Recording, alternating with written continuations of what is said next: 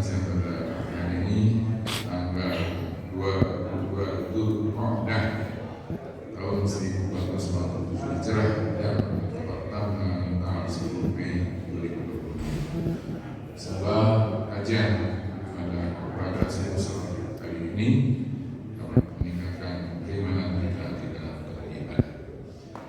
Salawat dan salam semoga tercurahkan kepada Tuhan kita Nabi Muhammad SAW beserta keluarga, para sahabat, para tabi'in dan mudah-mudahan sampai kepada selaku umatnya hingga akhir zaman. Bapak Ibu jemaah Masjid Imam yang saya hormati,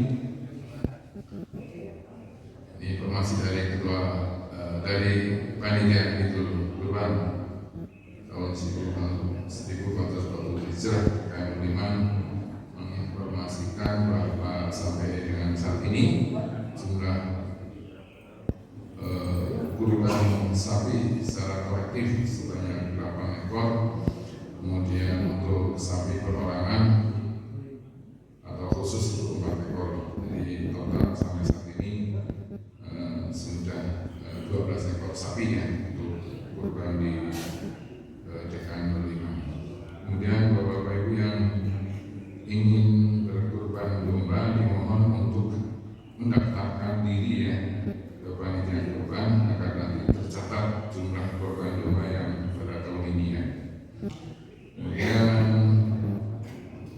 panitia kurban juga masih menerima pendaftaran penerimaan kurban secara kolektif sampai dengan tanggal 25 Mei 2026. Kemudian untuk pendaftaran bisa menghubungi Bapak Haji Endang Hidayat, Jalan Parakaraya nomor 27 dan Saudara Abdilah alamat Jalan Abadan nomor 2. Baiklah Bapak Ibu sekalian, kegiatan kajian pada sore hari ini seperti biasa akan disampaikan oleh yang terhormat Bapak Ustadz Insinyur Haji Abuya Purwanto.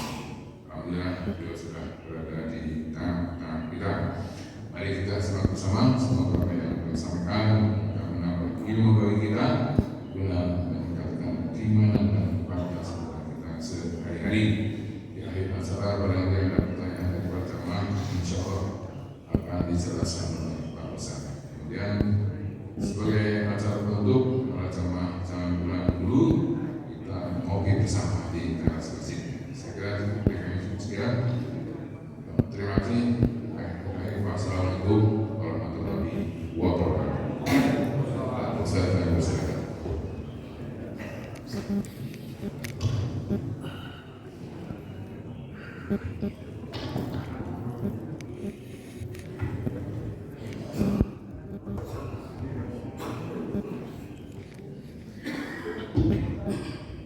Bismillahirrahmanirrahim.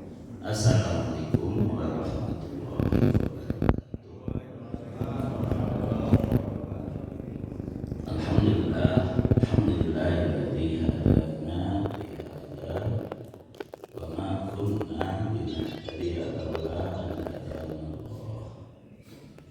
Wa asyhadu an la ilaha illallah wahdahu la syarika lah wa asyhadu anna Muhammadan abduhu wa rasuluh. Allahumma shalli wa sallim ala nabiyyina Muhammadin wa ala alihi wa sahbihi ajma'in. Allahumma anfa'na bima 'allamtana wa 'allimna ma yanfa'una innaka antal alimul hakim. Qala Allah ta'ala a'udzu billahi minasyaitonir rajim. Inna iddatash syuhuri 'indallahi isna asyara syahran fi kitabillah yauma khalaqas samawati wal ardh. Inna arba'atun hurum. Dzalika dinul qayyimu fala tadlimu fihinna anfusakum wa qatilul musyrikina kaffatan kama yuqatilunakum kaffah wa'lamu anna Allaha ma'al muttaqin. Alhamdulillah jemaah sekalian, kita bersyukur kepada Allah Subhanahu wa taala yang telah menyampaikan kita kepada tempat yang mulia, ke rumah Allah yaitu di masjid, untuk menunaikan ibadah yang bersifat ditentukan waktunya, yaitu sholat subuh berjamaah, dan ibadah yang bisa yaitu zikir dan thalabul ilmi ya. Jadi banyak sekali ibadah yang kita bisa lakukan, ada yang bersifat muqayyad atau terikat, baik tempat, waktu, ya, situasi dan lain sebagainya. Ada juga yang bersifat mutlak, yaitu bisa dilakukan kapan saja. Nah, pada kesempatan yang berbahagia ini, Allah telah memberikan kenikmatan bagi kita untuk beribadah. Makanya kita mengucapkan alhamdulillahilladzi hadana li hada. Segala puji bagi Allah yang telah memberi hidayah kepada kami kepada kebaikan ini ya. Ini juga untuk membuat kita tidak ujub ya. Ujub itu artinya mengagumi diri sendiri sehingga lupa bahwasanya kebaikan apapun, sekecil apapun yang kita dapat itu semata-mata karunia Allah ya. Makanya kita ini kan hebat ya, udah sholat subuh berjamaah, zikir, kemudian ngaji, kemudian nanti bagian melakukan sholat syuruk. Yang sholat syuruk itu kalau diterima pahalanya bisa setara haji dan umroh ya, dalam satu riwayat. Nah, dari kita hebat banget ya. Nah, etan karena wujud teh ya, kita sebenarnya bisa melakukan ini karena karunia Allah ya. Dan kita harus bersyukur Allah masih membimbing kita. Wa ma kunna linahtadiya laula an hadana. Dan tidaklah keadaan kami berada dalam ihtida, berada dalam kondisi mengikuti hidayah atau menepati hidayah. Laula an hadana Allah, kalau bukan hidayah Allah. Nah, ucapan ini kita ucapkan berulang-ulang di dunia setiap kali mendapat kebaikan, terutama kebaikan ibadah, kebaikan iman dan Islam, karena kita ingin bisa mengucapkannya di akhirat. Jadi ucapan ini akan diucapkan oleh semua ahli surga nanti di akhirat. Itu di surat ke-7, surat Al-A'raf ayat 43. A'udzubillahi minasyaitonir rajim. Wa nazza'na ma fi sudurihim min ghil tajri min tahtihimul anhar. Wa qalu alhamdulillahilladzi hadana li hada wa ma kunna linahtadiya laula an hadana Allah laqad ja'at rusul rabbina bil haqqi wa nudu an tilkumul jannah uristumuha bima kuntum ta'malun. Dan kami cabut dari dada-dada mereka, dari dada penghuni ahli surga atau ahli surga itu disebut orang-orang yang bertakwa ya. Jadi orang-orang yang bertakwa yang masuk surga itu dicabut rasa dendam, rasa dengki, rasa jengkel ya, dari dada mereka. Tajri min tahtihimul anhar, di bawah mereka mengalir sungai-sungai ya. Kemudian waqalu, dan mereka mengatakan alhamdulillahilladzi hadana li hada. Segala puji bagi Allah yang telah membimbing kami sampai ke surga ini ya. Jadi surga itu tempat kenikmatan dan hanya bisa diraih dengan hidayah Allah. Wa ma kunna linahtadiya, dan tidaklah kami termasuk orang yang berada dalam hidayah laula ada Allah, kalau bukan karena petunjuk Allah. Bagaimana petunjuk Allah itu? Laqad ja'at rusul rabbina bil haqqi, sungguh telah datang rasul-rasul Rabb kami, rasul-rasul Tuhan kami bil haqqi, membawa kebenaran. Wa nudu, lalu diseru kepada ahli surga, antil kumul jannah, itulah surga, uristumuha, yang kami wariskan kepada kalian, bima kuntum ta'malun, disebabkan apa yang dulu kalian kerjakan. Di mana? Di dunia ya. Jadi di satu sisi dalam ayat ini disebutkan kita hanya bisa mendapat hidayah mengamalkan kebaikan karena petunjuk Allah semata. Di sisi lain disebutkan juga kamu mendapat surga karena dulu kamu mengamalkan kebenaran. Apakah ini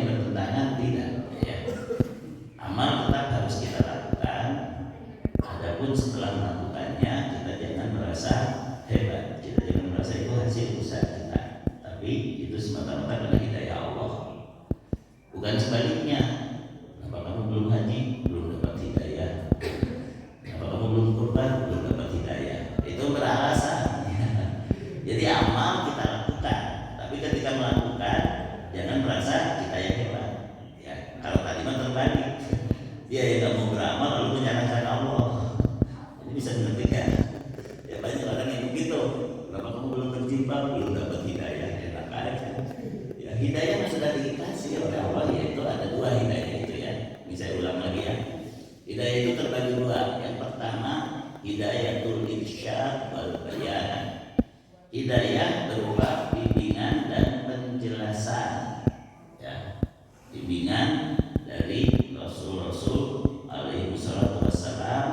Terakhir Rasul yang diutus kepada kita adalah Rasulullah Muhammad sallallahu alaihi wasallam, dijelaskan kepada para sahabat, tabi'in, sampai kepada guru-guru kita, sampai kepada kita sekarang disampaikan.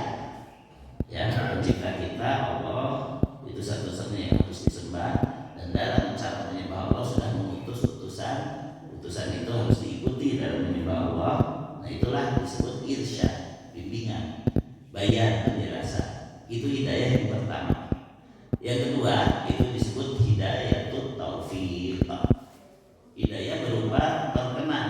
Taufik itu artinya perkenan atau persetujuan. Ya, Allah berkenan menjadikan orang ini mengamalkan hidayah tadi. Jadi ketika kita sudah melakukan sholat, maka kita mendapat taufik untuk mengamalkan perintah sholat. Ketika kita sedang menuntut ilmu, kita mendapat taufik dari Allah untuk bisa belajar. Itu taufik itu adalah pelaksanaan hidayah. Kalau irsyad wal bayan adalah penjelasan hidayah. Artinya kalau orang mengatakan saya belum dapat hidayah, sudah, baru hidayah taufik, baru hidayah irsyad, baru hidayah bimbingan. Kamu belum mendapat taufik saja, tapi itu pun jangan beralasan bahwasanya Allah belum berkenan kepadaku. Bukan, ya, karena hidayah itu ketika datang kepada seseorang itu ibarat hujan yang turun ke bumi. Hujan yang turun ke bumi, kata Rasulullah SAW, itu bisa ditampung oleh tanah yang licin. Tanah yang licin itu akhirnya kemana-mana, tidak bisa mendapat manfaat dari hujan tadi. Yang kedua, ditampung oleh tanah yang cekung, yang akhirnya dia menampung air dan orang bisa mengambil dari air tadi. Yang ketiga, tanah yang subur sehingga air hujannya menyerap dan tumbuhlah tumbuh-tumbuhan dari sana. Ini adalah hidayah yang dibawa oleh Rasulullah SAW, diibaratkan seperti itu dalam hadis ya. Artinya bukan hidayahnya yang belum datang, hati kamu masih berupa tanah yang tandus ya, masih licin, masih tidak bisa menampung hidayah tadi ya. Makanya bagaimana kita membersihkan hati, menyuburkan hati supaya bisa jadi tanah yang subur, minimal jadi tanah yang bisa menampung air ya. Sudah tahu ilmunya, bisa dimanfaatkan untuk orang lain. Walaupun nanti akhirnya yang menentukan kita beruntung itu bukan hanya kita menyampaikan ilmu, tapi kita pun mengamalkannya. Ya, la yakunul mar'u aliman hatta yakuna bi ilmihi amilan. Tidaklah seseorang disebut alim, disebut seorang yang berilmu sampai dia sendiri mengamalkan ilmu tersebut. Ya. Nah, kemudian Rasulullah SAW juga menyebutkan bahwasanya kullu ummati dakhala jannah illa man aba. Semua umatku pasti masuk surga kecuali yang enggak mau, kecuali yang enggak. Ya. Qalu wa may aba ya Rasulullah. Mereka para sahabat bertanya, emangnya siapa yang enggak mau masuk surga wahai utusan Allah? Heran para sahabat kan, emang ada umatmu yang enggak mau masuk surga? Saya nggak tahu juga ya. Bapak Ibu di sini mau masuk surga nggak? Jawab aja, biar ada malaikat mengaminkan. Ya. Jadi siapa di sini yang tidak mau masuk surga? Nggak ada yang ngacung kan? Jangan ngacung, jadi kabur. Jadi kata para sahabat, emangnya siapa di antara umatmu yang nggak mau masuk surga? Maka Rasulullah menjelaskan, man aqa'ani dakhala jannah, wa man asani faqad aba. Siapa yang taat kepadaku, barulah dia masuk surga. Dan siapa yang durhaka kepadaku, sama dengan nggak mau masuk surga, ya. Karena Rasulullah SAW itu menyampaikan risalah, menyampaikan pesan dari Allah, ya. Surat Al-Jin surat ke-72 ayat 23, illa balagha minallahi wa risalati wa may ya'sillaha wa rasulahu fa inna lahu nar jahannam khalidina fiha abada. Aku hanya menyampaikan apa yang dari Allah serta risalahnya, dan barang siapa yang durhaka maksiat kepada Allah dan Rasulnya, maka dia akan mendapatkan neraka jahanam, dia kekal di sana selama-lamanya. Ya, naudzubillahi min dzalik, ya. Jadi Rasul menyampaikan apa yang dari Allah. Allah punya keinginan ketika kita harus menyembahnya, Allah juga menjelaskan caranya. Caranya itulah yang dijelaskan oleh utusan Allah. Makanya syahadat kita ada dua. Satu apa? Asyhadu an la ilaha illallah. Aku bersaksi tiada ilah, tiada sembahan yang sebenarnya kecuali Allah. Aku tidak akan menyembah siapapun dan apapun kecuali hanya Allah. Itu kesaksian tauhid.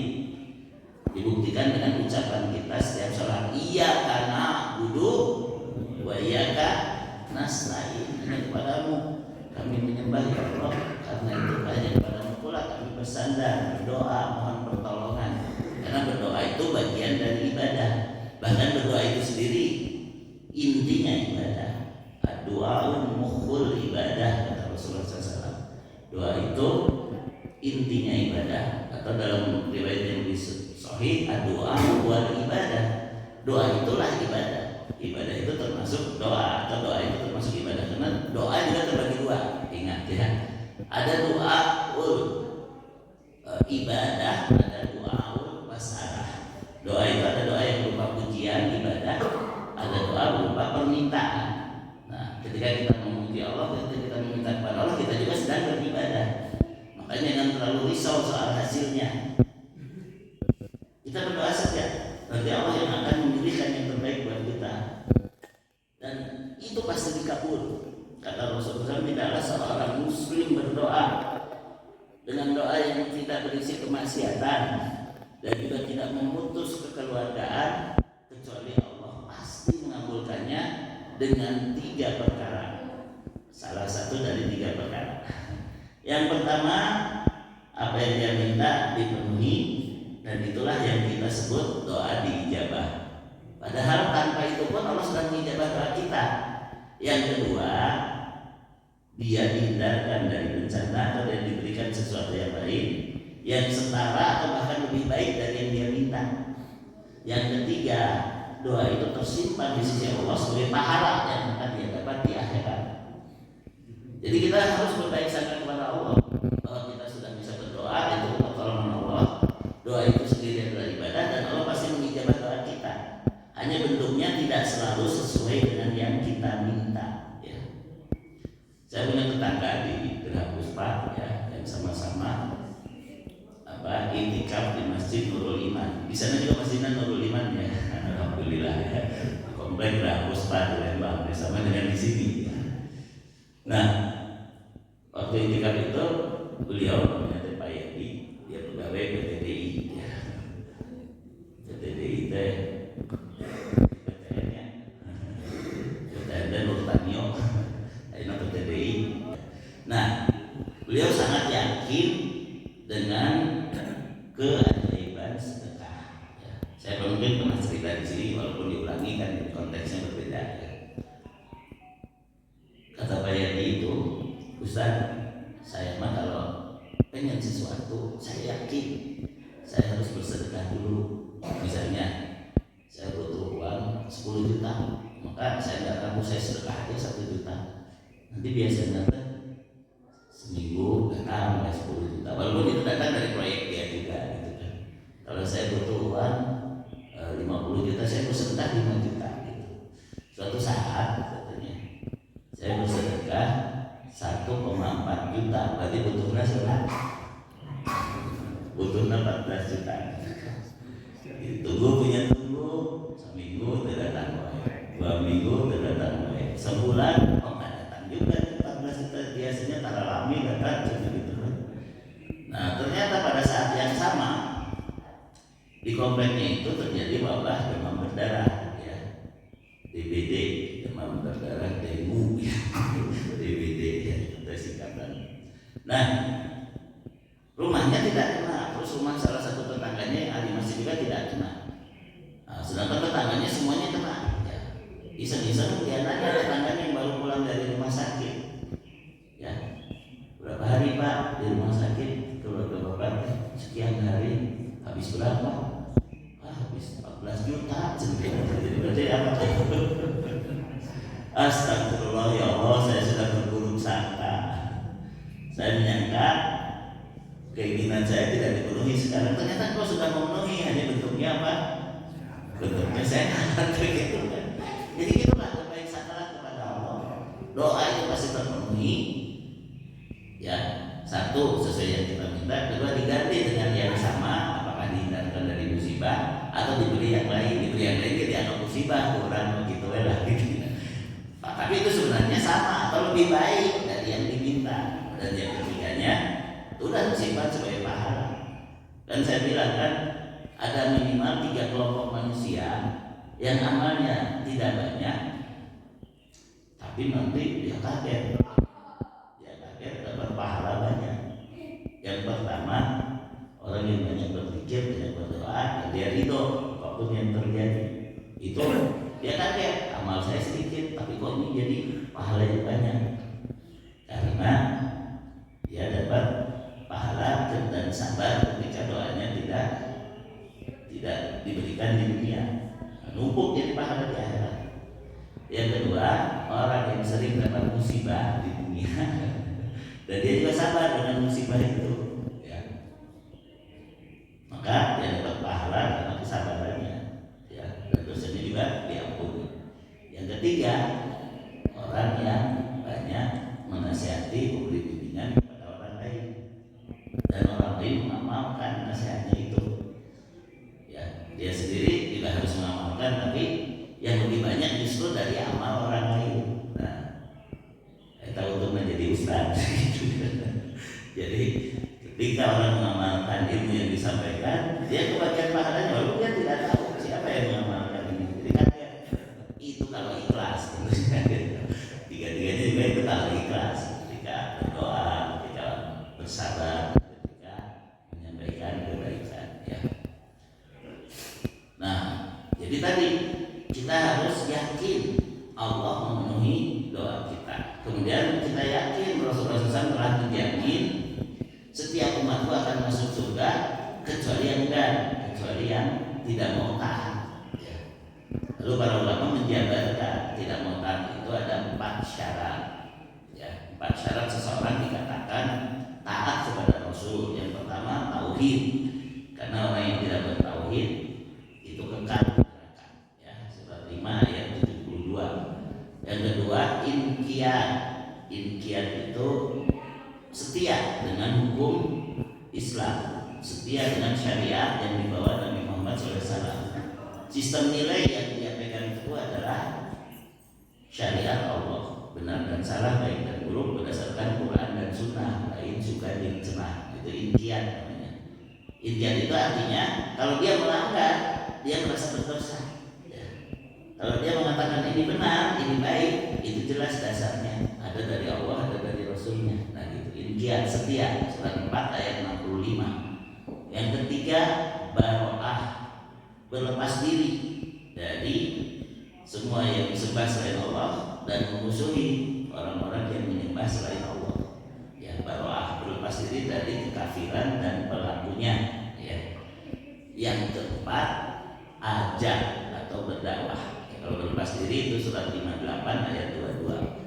Ajak berdakwah, mengajak orang lain untuk bertauhid, mengajak orang lain untuk setia kepada apa yang dibawa Nabi Muhammad SAW, dan mengajak orang lain untuk melepaskan diri dari kekafiran, kemusyrikan dan para pelakunya.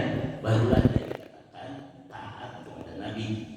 Surat ke-10, surat ke-12 ayat 108. Qul, katakanlah ya Muhammad, hadhihi sabili, inilah jalanku. Aku ilallahi ala basirah. Aku mengajak kalian kepada Allah, untuk mentauhidkan Allah, untuk beribadah ala basirah, dengan ilmu yang benar, dengan yakin, ya. Ana wa manittaba'ani, baik aku maupun para pengikutku. Nah, di sini dalilnya, ya. Siapapun yang mau diaku oleh Nabi sebagai pengikutnya, dia harus mau ngajak, ya. Wa subhanallah, dan maha suci Allah, wa ma'ana minal musyrikin, dan aku tidak termasuk golongan orang yang menyebutkan Allah.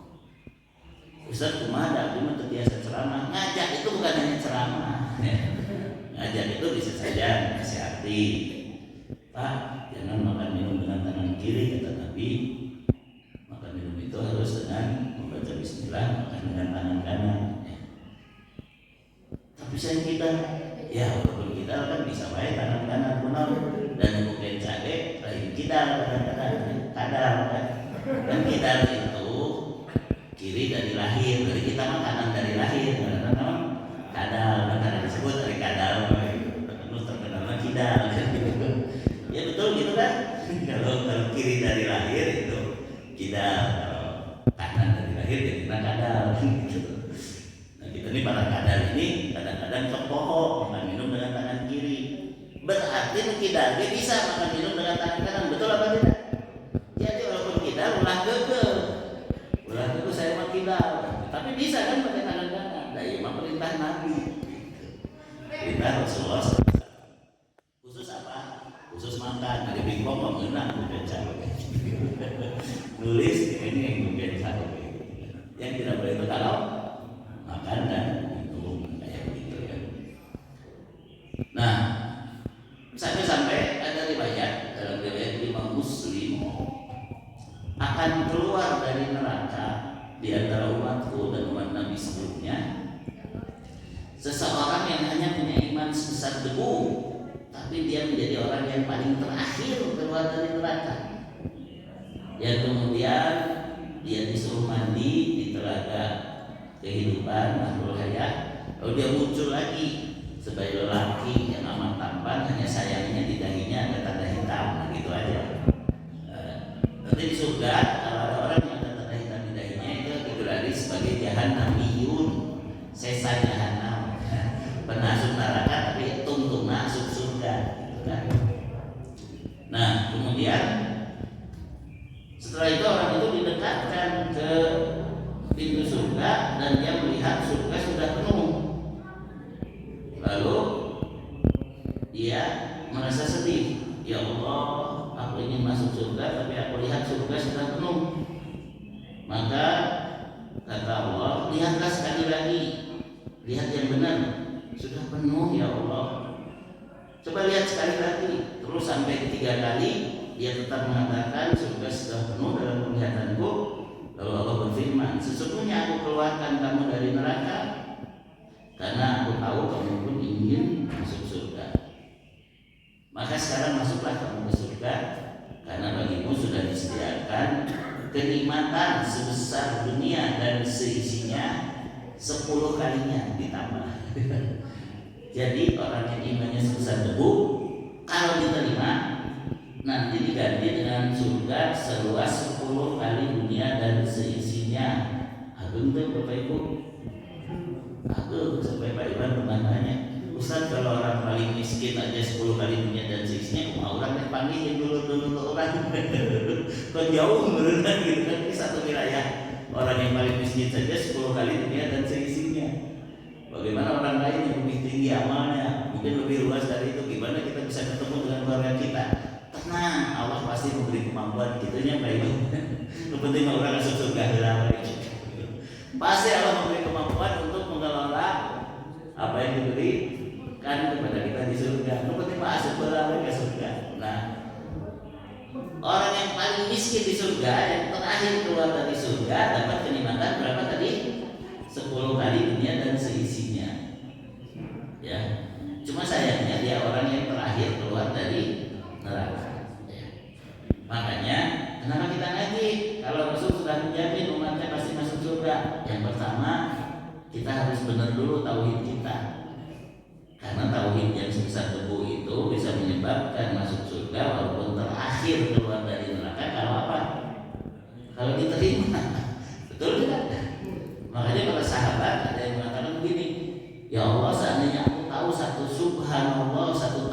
ngajimu saja diterima, aku sudah tenang. Tapi kan tidak ada yang tahu kita amal kita diterima apa enggak. Nah, karena itu kita harus terus belajar, terus memurnikan tauhid kita, ya.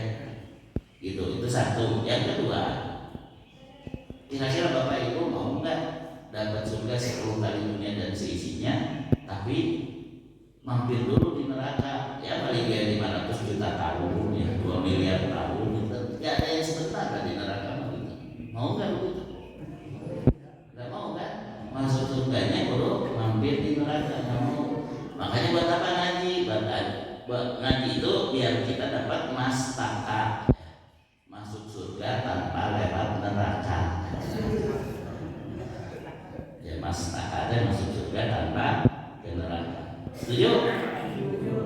Tapi udah banyak dosa Ustaz. Itu tadi, yakin kepada Allah, sedekah bisa menghapus dosa, kesabaran bisa menghapus dosa, ya.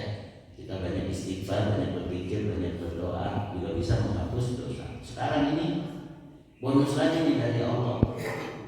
Bulan Zulqa'dah sudah tanggal berapa tadi? 22, ya. Kalau di kalender pemerintah itu nanti Idul Adhanya tanggal 27, hari Rabu. Berarti tanggal 1 Zulhijjah tanggal 18. Sekarang tanggal 10. Kalau sekarang 22 berarti Zulqa'dahnya 30 hari, ya. Ini gampang memang gitu. Kalau sekarang 22 tambah 7 sudah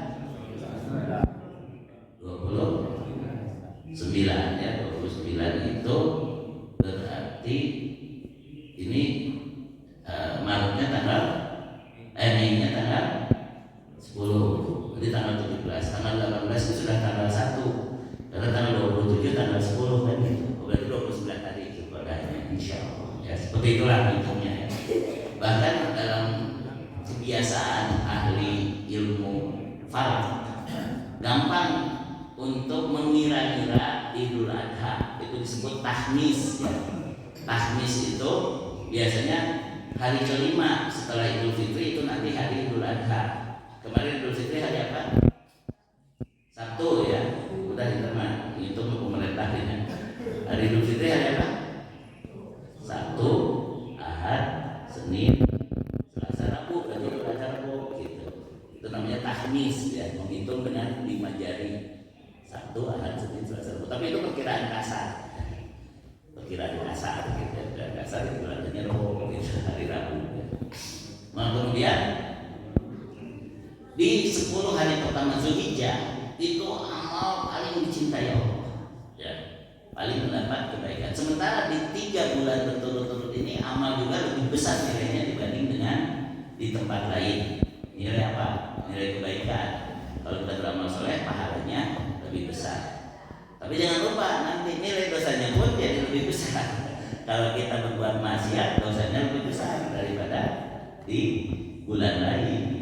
Inilah yang disebut Ashhurul Haram, ya. Inna iddat asyhur, sesungguhnya bulan-bulan di sisi Allah, isna asyara syahran fi kitabillah, ada 12 bulan dalam kitab Allah, ya. Allah Subhanahu wa taala menetapkan periode orbit bumi mengitari matahari selama setahun, itu setara atau mendekati dengan 12 bulan, yaitu 12 kali ketambakan bulan sabit akibat bulan mengitari bumi.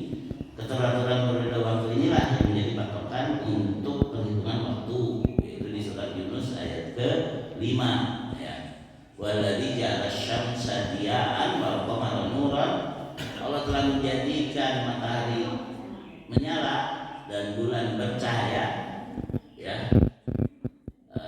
Wa qaddarahu manazila, Allah menetapkan tempat-tempat orbit bulan di ta'lamu, supaya kamu mengetahui ada sinina wal hisab, perhitungan tahun dan penentuan waktu, ya. Jadi boleh kita menentukan waktu dengan hisab, dengan perhitungan, walaupun khusus untuk keperluan ibadah itu harus dengan penampakan bulan sabit atau ru'yatul hilal, ya, melihat hilal. Itu adalah ketentuan dalam Al-Quran maupun As-Sunnah. Jadi hisab saja tidak cukup kalau untuk menentukan waktu ibadah. Tapi kalau hanya sekedar untuk keperluan administrasi, boleh kita melakukan hisab. Tapi kalau waktu ibadah harus ditentukan dengan adanya penglihatan langsung terhadap bulan sabit baru yang disebut ru'yatul hilal. Bagaimana kalau hisabnya disesuaikan dengan ru'yatul hilal? Nah, ini yang sedang diupayakan, yaitu bagaimana hisab imkan ru'yah, hisab yang sesuai dengan penampakan hilal yang sebenarnya di satu tempat. Karena kalau ada istilah hisab global di tempat lain ru'yatul hilal lalu kita ikut-ikutan, itu mah tidak lagi ru'yatul hilal atau tidak lagi melihat hilal ya. Itu namanya menggabungkan antara kalender Hijriah dengan kalender Masehi, dan itu salah kaprah ya. Apa salah kaprahnya? Misalnya Indonesia nggak melihat hilal, lalu tiba-tiba di India ada berita melihat hilal, penurunkan sampai ke mana? Sampai ke awal hari itu 180 derajat gitu. Jadi mungkin itu kemis, mungkin sampai ke kabeh kemis ngilu gitu. Itu salah. Itu berarti sebenarnya dia menggunakan kalender Masehi. Yang istilah melihat global itu kalau menurut saya. Yang melihat di Belanda kok kita harus ikut karena sama-sama kemis. Nah itu mah berarti kan kemisnya mengikuti Masehi, bukan mengikuti Hijriah. Ini bisa mengerti nggak Bapak Ibu? Nggak ngerti nggak apa-apa. Tapi saya ngerti gitu, bahwa ini kalau kalender Islam itu dimulai sejak penampakan hilal di tempat masing-masing. Minimal dia ada dalam suatu wilayah hakim yang sama. Ya, misalnya melihatnya di Aceh, bahkan nggak melihat, hakim menetapkan penglihatan di Aceh itu bisa berlaku untuk seluruh Indonesia, ya kita ikut. Kalau hakimnya sama, yaitu pemerintah Indonesia, misalnya kayak begitu. Ini itu sebenarnya cara menyimpulkan melihat hilal itu tidak harus kita langsung melihat sendiri. Sebab kalau kita melihat sendiri repot, ya kata Ustaz. Nanti Senin itu sudah masuk 1 Zulhijjah, tapi malam Senin saya tidak melihat hilal misalnya gitu. Jadi saya nggak usah gitu kan, nggak bisa gitu. Bukan kita sendiri yang melihat. Yang penting ada penetapan. Nah itulah yang disebut sidang isbat ya. Sidang isbat, nanti pemerintah yang akan mengumumkan, oh malam ini sudah isbat, sudah sabit hilalnya terlihat, maka besok sudah masuk 1 Zulhijjah gitu. Atau malam tadi yaitu maghrib itu sendiri sudah masuk 1 Zulhijjah. Nah itu yang kita tunggu, pengumuman sidang isbat ya. Insya Allah ya, biasanya karena hisabnya sudah imkan ru'yah, kalau di kalender hari Rabu ya memang nanti insya Allah hari Senin kita mulai 1 Zulhijjah ya. Insya Allah Senin Selasa Rabu tuh Rabu 10 kan, Seninnya 1 nah gitu ya. Nah kembali bagaimana caranya agar mastaka. Tadi syarat Islam itu tauhid, inqiyad, baroah dan najah. Mastaka masuk surga tanpa lewat neraka. Itu disebutkan dari dalam Al-A'raf ayat 43. Wa nazza'na ma fi sudurihim min ghillin. Ahli surga itu nanti bersih, hatinya tidak ada dendam. Kemudian wa qalu alhamdulillah alladzi hadana li hada. Ahli surga itu memuji Allah yang telah membimbing dia masuk surga. Al-surga itu mengatakan laqad ja'at rusulu rabbina bil haqqi, mengakui kebenaran itu adalah apa yang dibawa utusan Allah saja. Nah gitu ya. Yang keempatnya, mereka mengamalkan kebenaran tadi.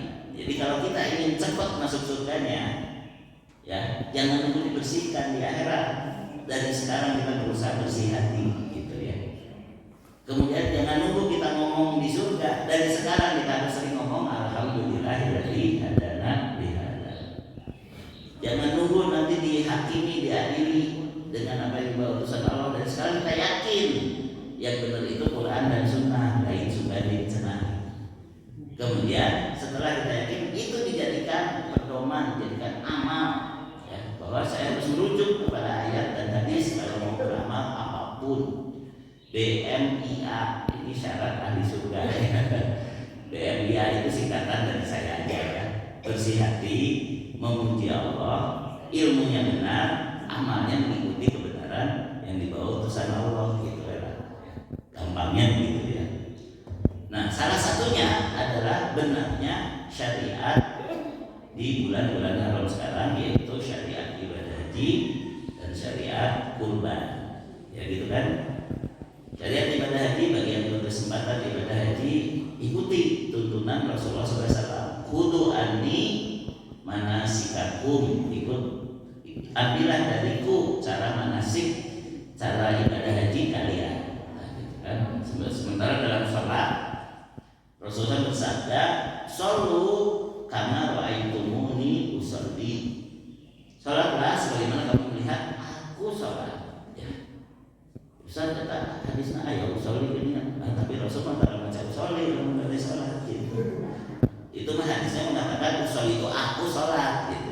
lihatlah aku sholat bagaimana, itu yang harus diikuti gitu. Sekedar ini aja sedikit nyentil aja.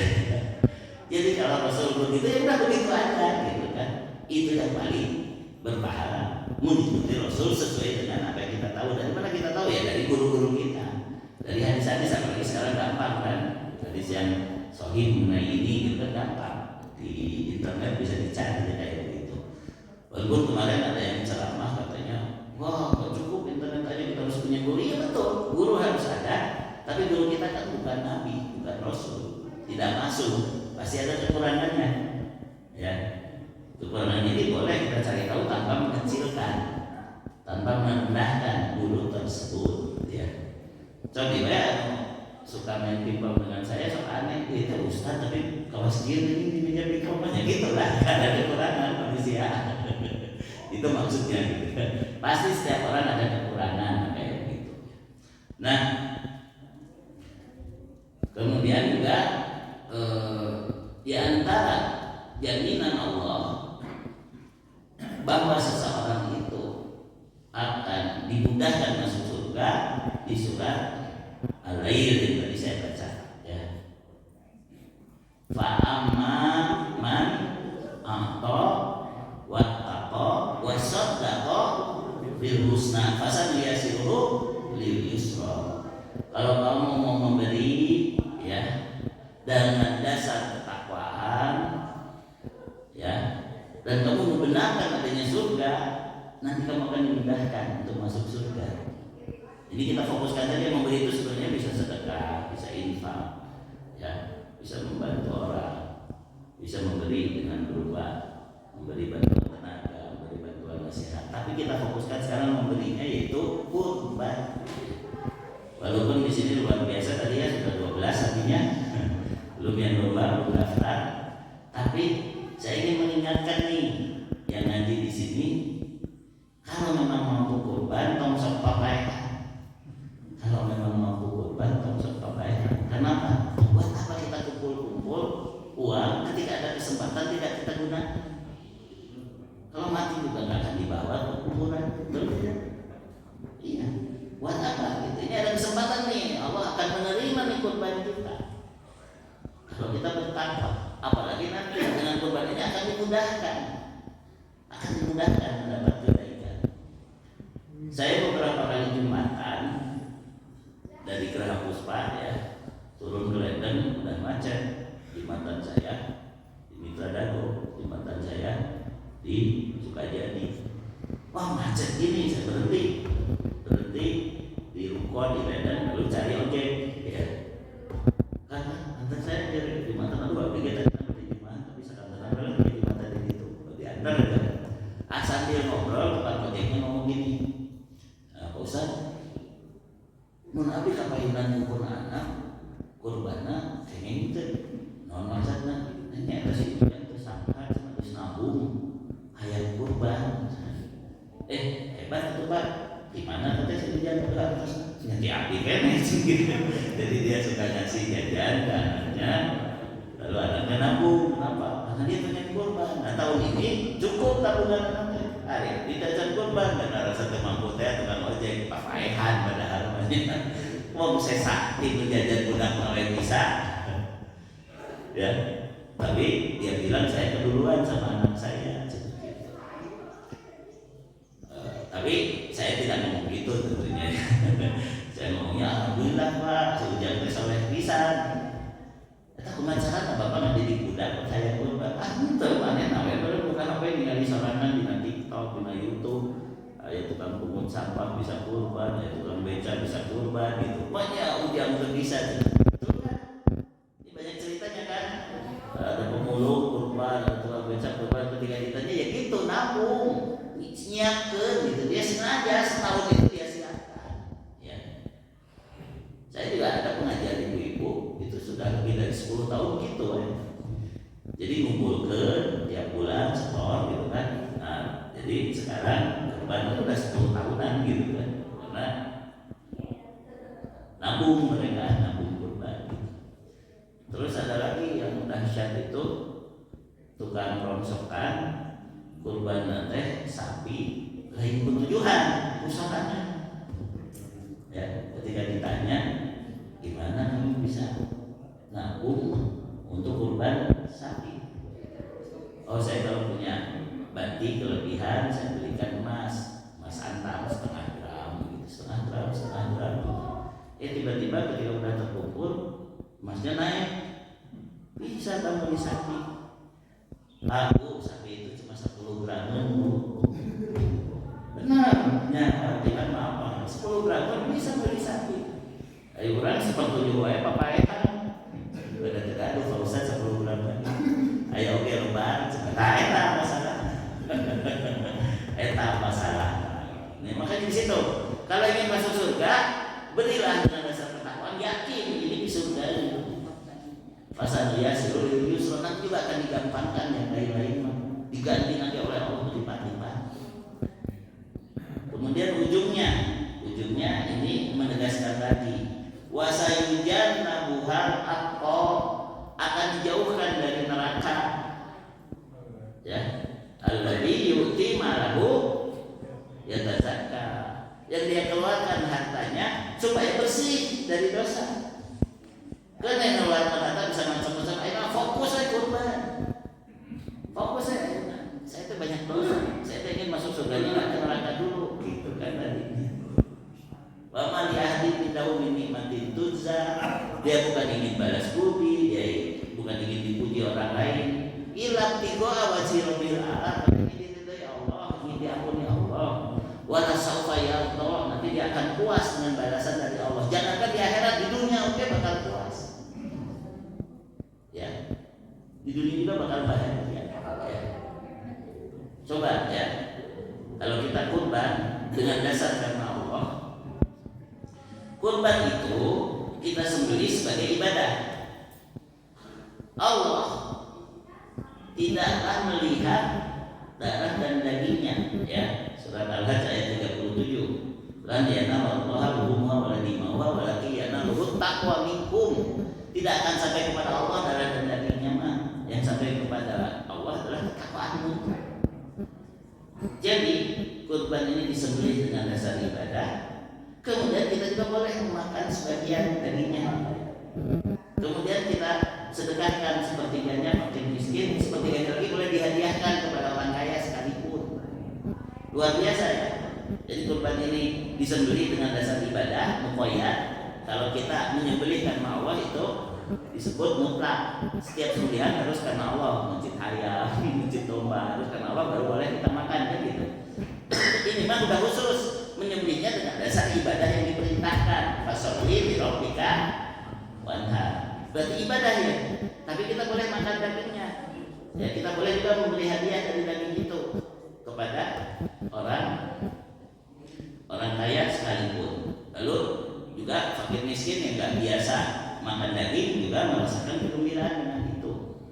Makanya jangan suka sombong, maaf nih ya, gengsi. Kalau saya mau kurban, saya nggak mau makan daging kurban, gitu kan? Itu berarti tidak yakin.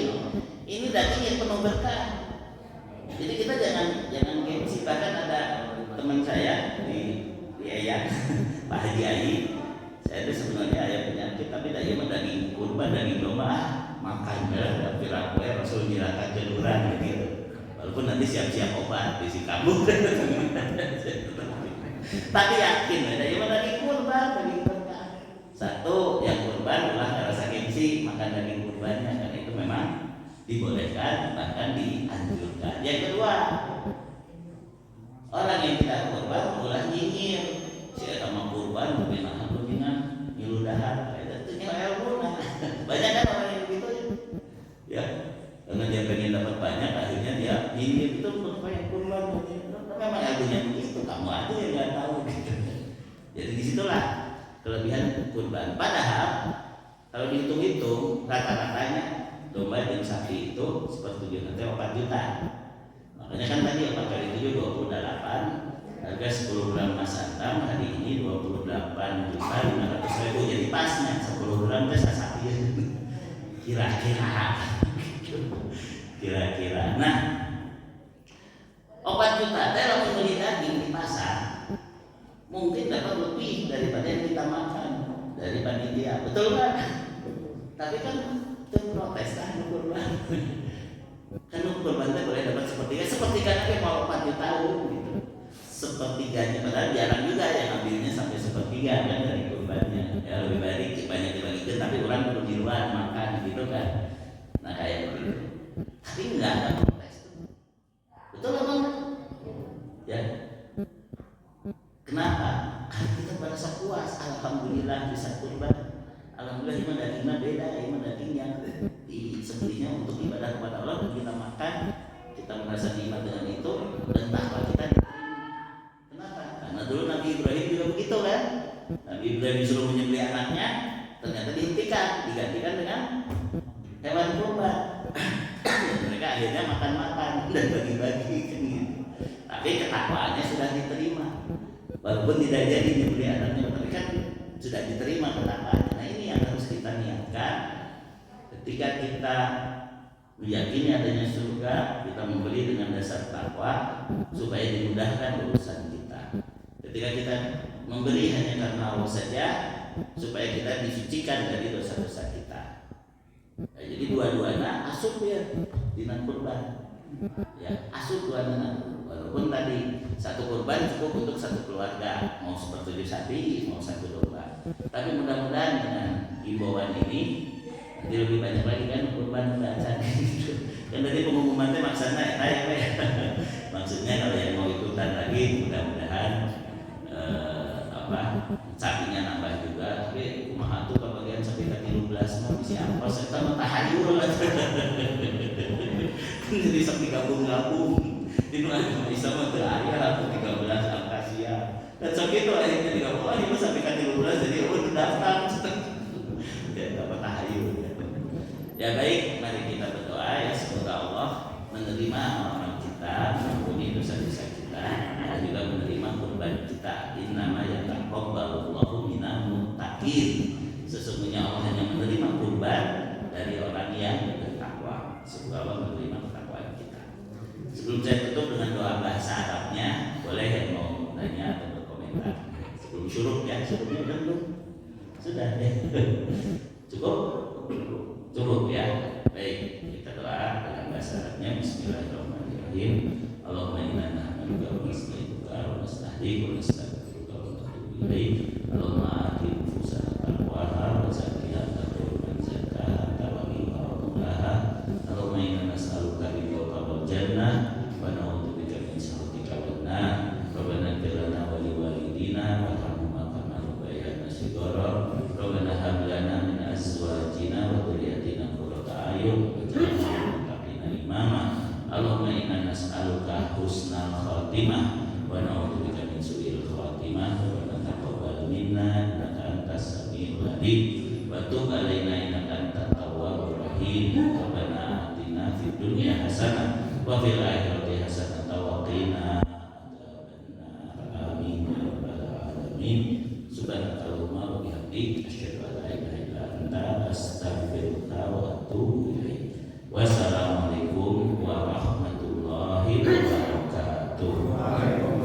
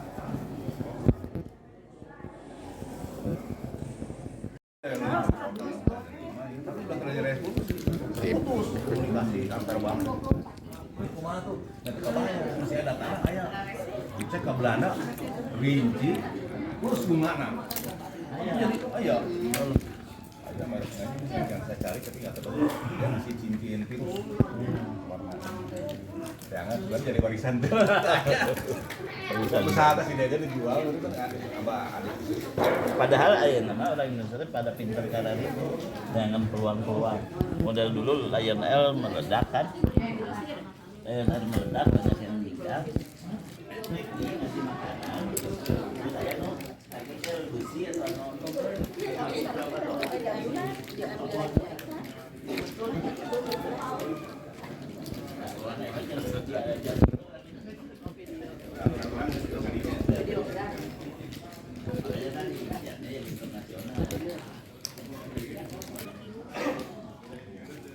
pindahkan ke kanan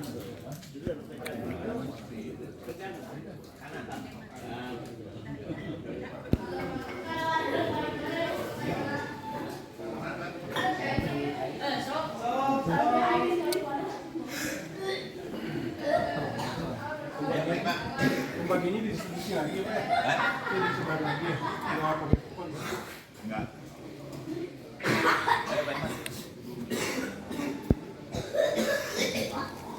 Kamu ada Pak Imam. Biasanya kan suka masuk satu saham. Nanti tenang kena. Udah keluar uang.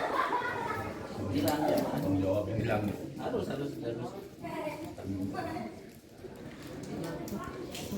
Memang hilang sengaja saya yang jadi ITF. Yang ngeluarin visa itu yang ini.